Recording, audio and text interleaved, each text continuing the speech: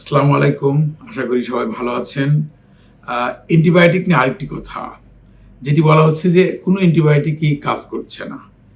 মনে করুন একজনের একটি ইনফেকশন হলো ইউরিনারি ট্র্যাক্ট ইনফেকশন বা ইউরিনে ইনফেকশন।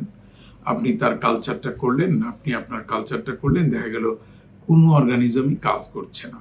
এরকম সিচুয়েশন হতে পারে, তবে এটি একটু রেয়ার। এখনো পর্যন্ত আমরা এরকম সিচুয়েশন পাই হলো হসপিটাল অ্যাকোয়ার্ড নিউমোনিয়া যদি হয়, তাহলে এটি ওই যে অর্গানিজমটা দেখা যাচ্ছে যে কাজ করছে না, এটি কিন্তু হলো আমরা ল্যাবে টেস্ট করে বলতেছি যে এটা কাজ করতেছে না।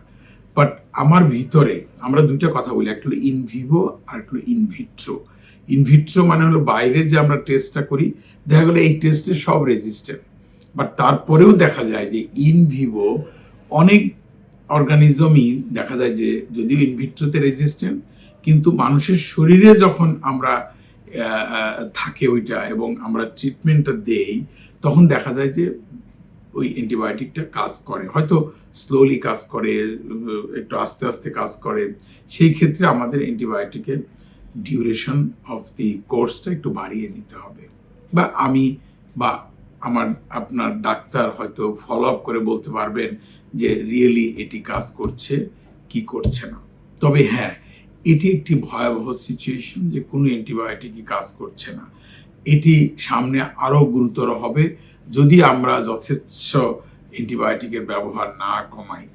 তো যাই হোক, অনেক সময় রোগীরা এসে আমাকে বলেন যে ডাক্তার সাহেব, আমার তো সব ব্যাকটেরিয়াতে অ্যান্টিবায়োটিকগুলো মানে রেজিস্ট্যান্স হয়ে গেছে, কোনো অ্যান্টিবায়োটিকই আমার কাজ করে না।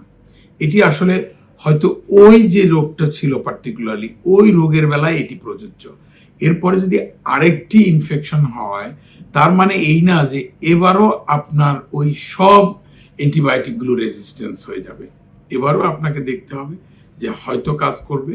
আমরা অ্যান্টিবায়োটিক দেওয়ার আগে একটু সাবধানতা অবলম্বন করব, যদি সম্ভব হয় একটু কালচার সেন্সিটিভিটি করে তারপরে অ্যান্টিবায়োটিক দিলে হয়তো এটি একটি প্রপার অ্যান্টিবায়োটিকের ইউজ হবে। তো যাই হোক, এটি নিয়ে ভয়ের কোনো কারণ নাই, কিন্তু আমাদেরকে অবশ্যই সাবধান হইতে হবে। আমাদেরকে যথেচ্ছ অ্যান্টিবায়োটিকের ব্যবহার থেকে বিরত থাকতে হবে, তাহলে আমরা হয়তো এই ভয়াবহ পিকচার থেকে আমরা মুক্তি পাবো বলে আমি মনে করি। আসসালামু আলাইকুম, সবাই ভালো থাকবেন।